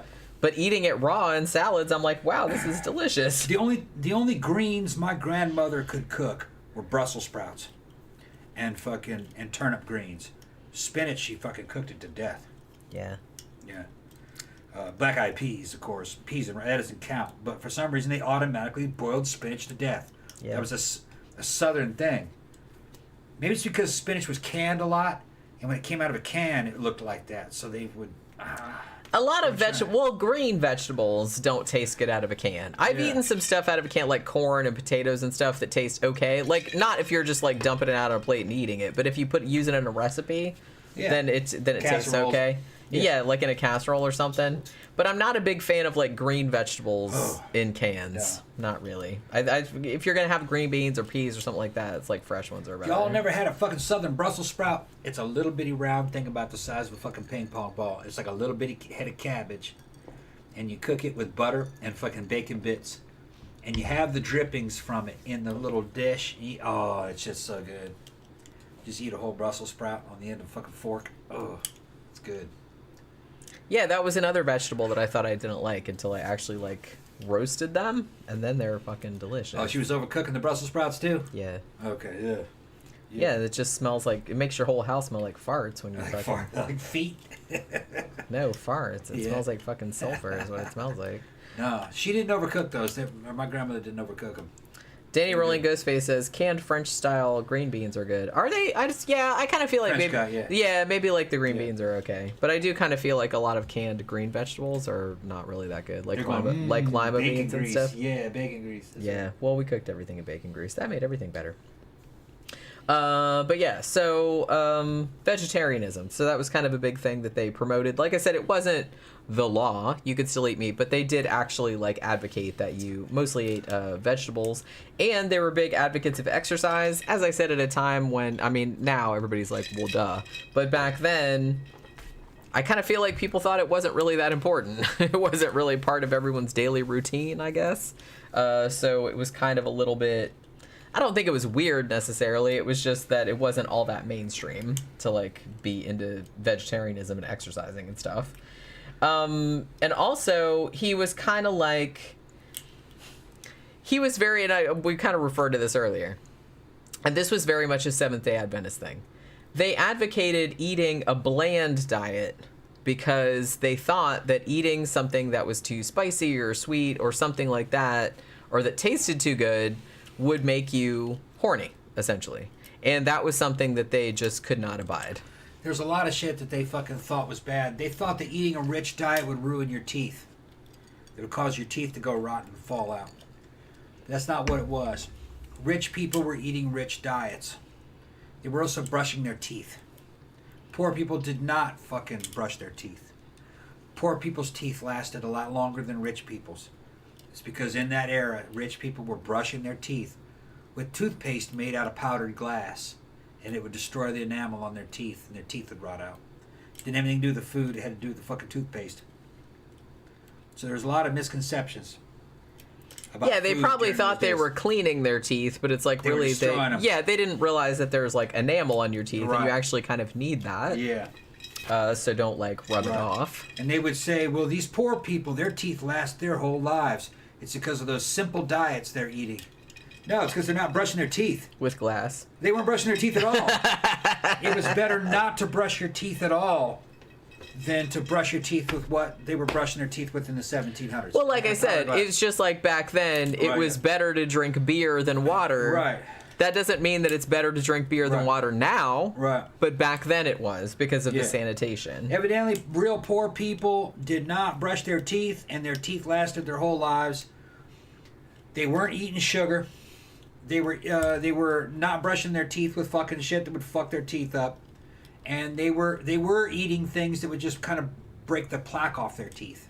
You know, coarse stuff and bread. You know, so yeah, their teeth didn't rot out. Funny, but true. Xanada says, I need Tom to teach me how to cook. My girl can cook, but I need to learn. Just, dude, there's all kinds of people you can learn from on fucking online. I can't go down there and fucking teach you how to cook, bro. Buy my cookbook. Zach says, well, who would have the energy to get horny when you're probably suicidal because your life is so boring? Maybe so. Maybe they were onto something. They were just like, the food is so boring that you're so depressed that you like can't even like get it up. Maybe that's what they were thinking. Because that's what they advocated. They didn't like spicy food or sweet food, no sugar, no nothing. No alcohol, no smoking, no caffeine. See, I can't get down with this. Yeah, the thinking of the time, though, was to pontificate and then not follow through. We know what they really did. Well, now, according to everybody that knew him, I will give him this. Dr. Kellogg apparently did practice what he preached. He did. I'm sure he was the only one. Yeah, nobody else did. But nobody else were like, yeah, I'm totally doing that. I'm totally not doing that. And like I said, I don't know if that's true. I don't know the dude. That was a long time ago. But apparently he was a vegetarian. Apparently he was abstinent. Like, he was married for 40-odd years, and like him and his wife apparently never had sex. Do you actually believe that? I don't actually believe that, but it's like a very common legend about him. I don't know if it's true. I mean, it's not impossible. It's unlikely. I will say that. It's unlikely. But, so... People of the bygone era lied through their fucking teeth. Yeah, Xanada says, no caffeine, no thanks. Yeah, that's kind of where I'm at with that. They lied through their teeth back then. I could live without alcohol. I like alcohol, don't get me wrong. I could live without it. If somebody said, hey, you have a problem, you can't drink anymore, I'd just be like, okay, it'd be hard, but, I could do it. But if somebody said you can't drink coffee anymore, fuck that. Fuck that. From my studies and then in my experiences in the Deep South with the old Southerners of my grandparents' age, they lied through their teeth about morality and sticking to things. It was all about fucking putting on a good fucking public image. Kind of like the Japanese. They had a public face and a private face. That's fucking public face bullshit. They didn't follow that shit. That dude didn't follow that. He and his wife had sex. That's crazy. Xanada says, anyone who doesn't like coffee to me is suspect. Yeah, I mean, I could see it is an acquired taste. I get that. So I understand, like, if some people don't like it or, they like tea better or whatever, I'm not going to, like, get too upset about it. But anybody that doesn't have any vice or says they don't have any vice, a suspect. I'm very suspicious of those types of people. These church-going people fucking teetotaling and fucking casting dispersions about people for drinking. Aspersions, whatever. Aspersions. About fucking drinking. The reason why they're doing that is because they're drinking. Because they're drunks. Yeah. Yeah. I mean, at least projection. Like, I'm a drunk, but I admit I'm a drunk. Oh, you're not that much of a drunk. It's just constant projection. Okay. Yeah. Whoever fucking screams the loudest and project, the motherfucker, that's how they are. They can't control their own lives, so they have to control other people's lives. And so they assume that everyone is like them. Like them, yeah. And it's like, everyone's as shitty a person as I am, so everybody needs to be, like, kept in line. I'm like, no, you need to be kept in line. Nobody else has a problem but you. I see it even to this day on social media. People I know in the fucking Facebook comments, Facebook fucking on there, people we know personally fucking saying shit and fucking grandstanding. You're like, bitch, fucking stop it. You're the biggest hoe here. Fucking, it's just funny, you know what I mean? It's that constant. It's not just church people, it's regular people. Well, the thing about it, though, it's just maybe there's a certain kind of person, and you know her well. Whatever she's screaming and crying about, it's because that's how she is. Or if she starts talking about some girl, how fat that girl's ass is, it's because she wishes she had a booty like that. It's just that same fucking thing. Same fucking thing. Well, I think it must be a specific personality type because, to be honest, I'm just the kind of person, it has literally never occurred to me, ever, to tell other people how they should live their life. Yeah. I mean, within reason. Like, if you're doing some shit, like if you're a serial killer or you're like going, or you're a mass shooter, well, obviously, because that's like affecting other people's lives too. Thank you. But you know what I mean? If you're affecting other people's lives, that's different. But if you're just like doing your own shit, like you could eat what you want. I don't give a shit if you're a vegetarian, if you're a vegan. It doesn't bother me. It doesn't have anything to do with me. I don't care who the fuck you're sleeping with. I don't care what the fuck you're smoking. I don't care. I don't care. It doesn't have anything to do with me. You're not hurting anybody. And I don't really understand. I don't understand people that are so arrogant that they think that they can tell other people how to live. That doesn't, like I said, there's a caveat, because like if your shit is like affecting other people, then yeah, that's different. But if it's not affecting anybody else, like who you're sleeping with, that does not affect anybody else. Yeah, notice it does. A church person or other religious person can wordsmith that into, because you're fucking that bitch, it's a deterioration of society. And because society is deteriorating, it's affecting me. So you should be held accountable because you're dicking that bitch down and you're not married to her. No, of course, you can wordsmith it to be anything. What it boils down to is that there's a certain kind of person who cannot control their own lives. So they're out of control. Their only defense is to try to control the lives of other people, because they can't control their own. Or they're trying to make themselves feel better. By thinking that, like, oh, well, everyone's as fucked up as I am. Right. And I have this problem. How to do so things, obviously everyone else has this problem also, but they don't, though. No. That's how projection works. It's in that bitch's imagination. It has never occurred to me. Projection. It has never occurred to me to tell other people how to live their life when it doesn't affect me. Yeah. That's why I don't understand. Like, even minor shit. Like, you know how people will get in an argument on the internet? It's like, I was reading an article, or I don't know why I was reading this, but it's like, you know, pancakes versus waffles. I'm like, look, they're both good. Yeah. You know what I mean? Or just trivial shit. Chicago pizza versus New York pizza. Who cares? They're both good. I'm not going to get in a fight about it. Eat what you want. I'm not going to get all through. You know, people got all up in my case, because like, I put ketchup on hot dogs. Yeah, I laugh at the ketchup on hot dogs. But look, you're not eating it. But I think it's just funny, though. You're not eating it. Yeah. So it's like, what the fuck does it have to do with you? Nothing. Nothing. Yeah. So I don't really. Cheryl says, Tom has a cookbook. Yeah. Yeah, we have a cookbook. It's on Lulu. It's on Amazon as well. Amazon Lulu. What's in the cookbook? Cooking Time with 13 o'clock. Cooking Time. And it has cooking Southern without a G. Southern classics.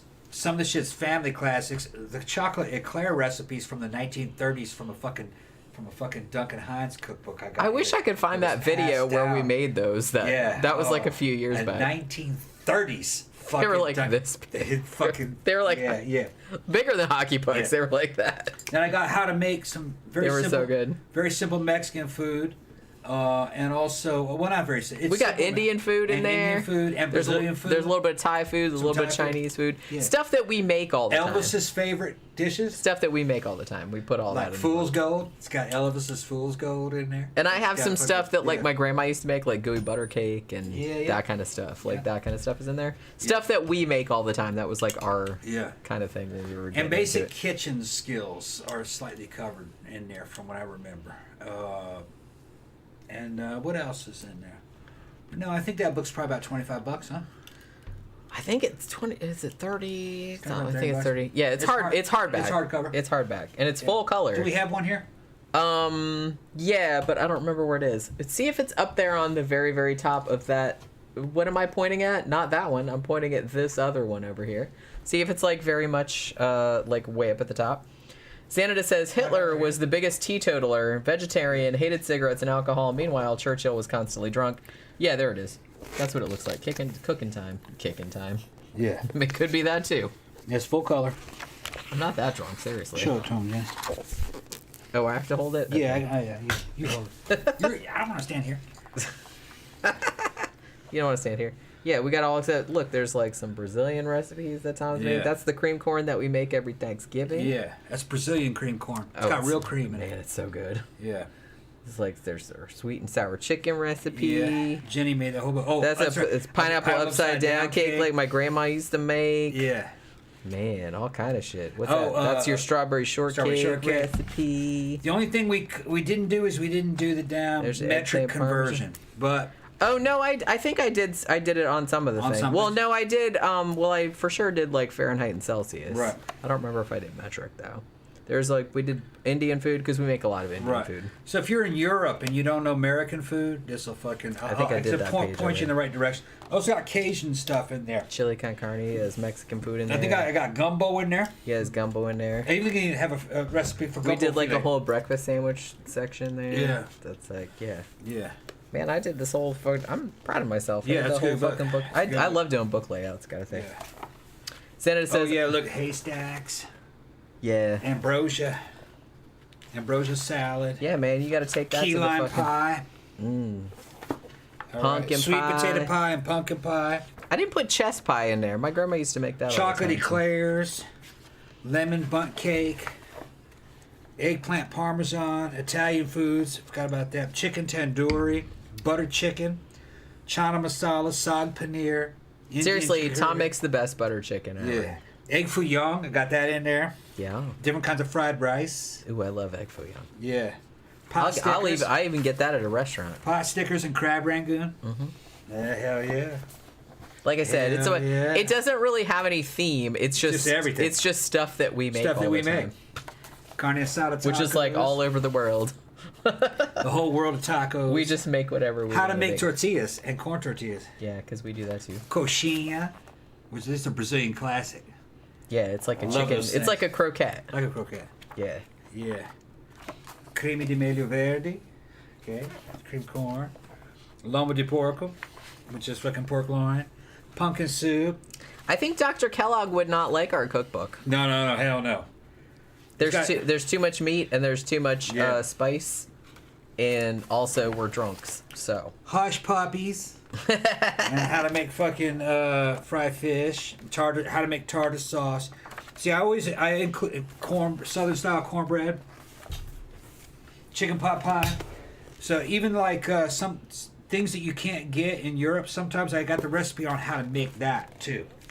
Like certain slice blend. Because I kind of feel like it's easy to get shit nowadays. But we were worried about stuff like if you're making gumbo and you need like gumbo filet, I don't know how easy that is to get. Right. Like in Europe, like you can get it here like pretty easy, but yeah. I don't know about other places. Yeah, so what Xander is saying about Hitler, see, I don't have a problem. If people don't want to drink, that's fine. If people don't want to smoke, like, I used to smoke, I quit.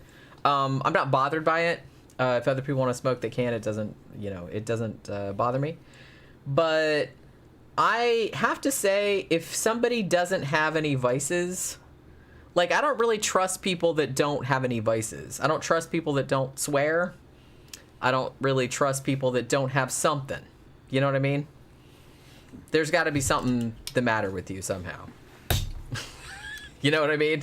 I don't know. I don't trust people like that. Maybe that's unfair. I'm not sure, but I kind of feel like you're hiding something. Lord Haiti says, my dad is obsessed with pumpkin pie, if that's in the cookbook. Yeah, it is, yeah. That one, and I also, I included both. If you're a real fucking redneck, hardcore, southern child of the South, you're not supposed to eat pumpkin pie. That's kind of Yankee. You're supposed to have sweet potato pie, which is the exact same thing. Even though they taste kind of similar. They're real similar. Gotta admit. They're real similar. I mean, it tastes kind of similar. The spices are almost exactly the same. Yeah. Pumpkin doesn't have a real distinctive flavor on its own. Right.